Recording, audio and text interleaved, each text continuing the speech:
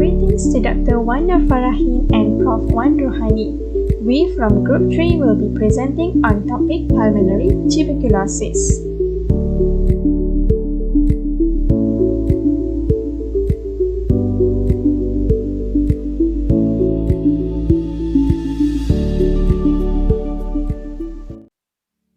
First of all, before getting into detail, a short introduction on what is pulmonary tuberculosis. Basically, tuberculosis is an infectious disease that typically affects the lungs, though it can also involve other body parts. When it affects specifically the lungs, it's called pulmonary tuberculosis. Thus, pulmonary tuberculosis is a contagious bacterial infection that involves the lungs. Next, what causes pulmonary tuberculosis? The causative agent is Mycobacterium tuberculosis. So, how does pulmonary tuberculosis spread? This disease is an airborne infectious disease. As illustrated, when a person with TB disease cough or sneeze, tiny droplets will be released into the air, which may cause the people nearby to breathe in the bacteria and get infected. Pulmonary tuberculosis diagnosis examination involves physical examination to check for fluid in lungs and chest X-ray. Further confirmatory tests are sputum culture, CT scan, bronchoscopy, thoracentesis, and lung biopsy. Lung biopsy is a procedure in which samples of lung tissue are removed and the tissue is then examined microscopically to identify histologic characteristics. Hi, my name is NURFARAHIN BINTI with metric number 050475. I will proceed with the normal morphology histology of lung. Figure 1 shows the structure that involved in respiratory system. So basically, as we inhale the air from environment through the nose or mouth, it will enter the pharynx to the larynx, followed by trachea, and enter the lung through the bronchus, followed by bronchiole, and then to alveoli. The gas exchange will occur there. Besides, the lung also consists of tissue layer called pleura. Pleura act as lubricant that allow the lungs to sleep smoothly as they expand and contract with each breath. Is normal histology of lung under microscope. In figure 2, it shows that there is a presence of alveolus, capillary, alveolar duct, bronchiole, and blood vessel. In figure 3, there are presence of pneumocyte 1, pneumocyte 2, septum, and alveolus. The type 1 pneumocyte form part of barrier across which gas exchange occur that identify as thin, while type 2 pneumocyte are larger and occur more diffusely than type 1 cells. Next is the figure of respiratory zone structure. From A section, there is diagrammatic view of respiratory bronchioles, alveolar ducts, alveolar sac, and alveoli. The B section shows the photomicrograph of a section of human lung, showing the respiratory structure that forms the final divisions of the bronchial tree. Hi, I'm going to present about the histopathology of tuberculosis under microscopic examination. Okay, this is the nerve features of microscopic feature for tuberculosis, which is firstly is granulomatous, next is epithelioid macrophage and Langerhans giant cells along with lymphocyte and plasma cells, next is a few of polymorphonuclear leukocytes, and next is fibroblasts with collagen, and lastly is characteristic casus necrosis in the center. Okay, this is some example of figure for tuberculosis under microscopic examination.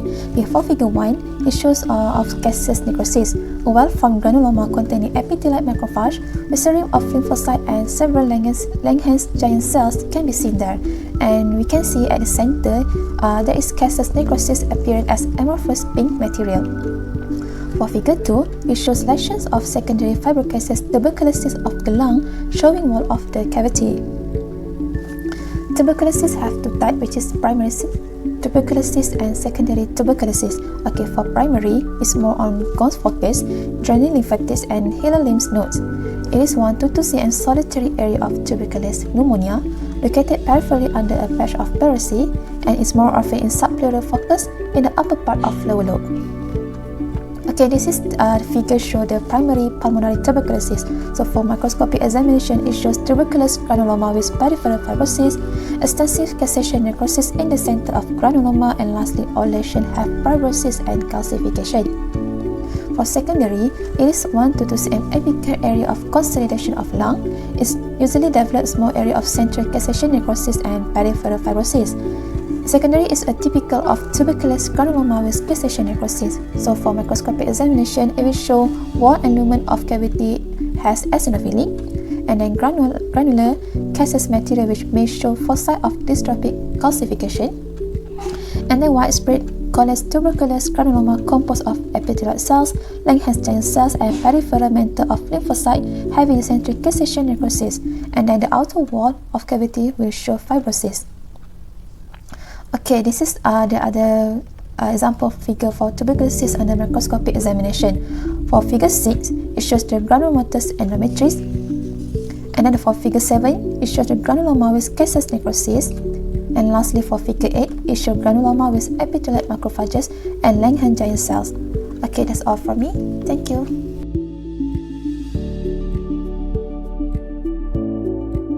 Based on the gross appearance of lung with tuberculosis, there are scattered 10 granulomas, irregularly sized rounded nodules that are firm and tan, extensive cavitation and caseous necrosis.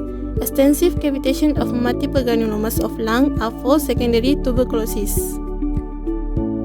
Gone complex is the characteristic gross appearance of primary tuberculosis. Small tan yellow subpleural granuloma in the mid-lung field on the right and small yellow tan granuloma in a hilar lymph node next to a bronchus are typical findings for the gone complex. On closer inspection, caseous tan necrotic tissue can be seen.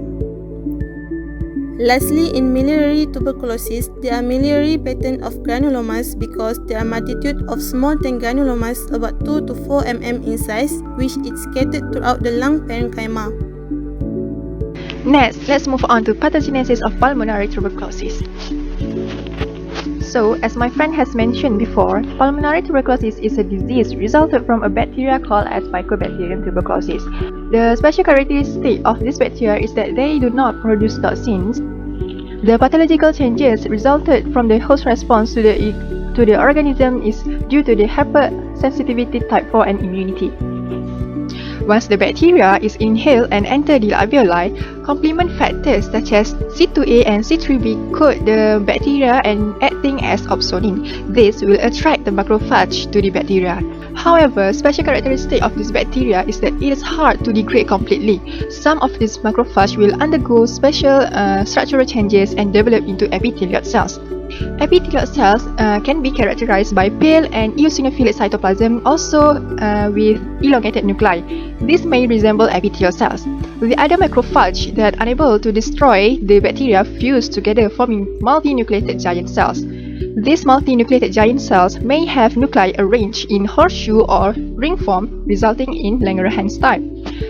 Dendritic cells, which act as antigen-presenting cells, present the antigen to the T lymphocyte. CD4 plus T cells, which is the helper T cells, secrete cytokines such as interleukin 1, interleukin 2, interferon gamma, tumor necrosis factor, alpha, and also growth factors. As you can see here in this picture, granuloma consists of macrophages, multinucleated cells, lymphocytes, and also fibroblasts.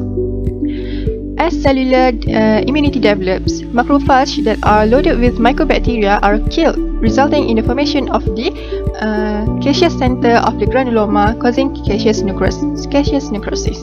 This can be characterized by cheesy appearance at the center of the granuloma and also high lipid content, resulting in soft tubule as seen in this structure. That's all from me. Thank you.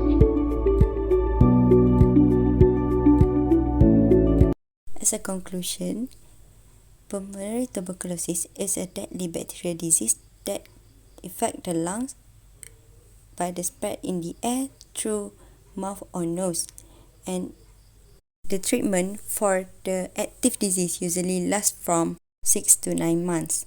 Humans act as reservoir while the mode of transmission is cough or sneeze. Pulmonary tuberculosis is susceptible to humans with weak immunity has very high incidence in developing countries with limited access of healthcare.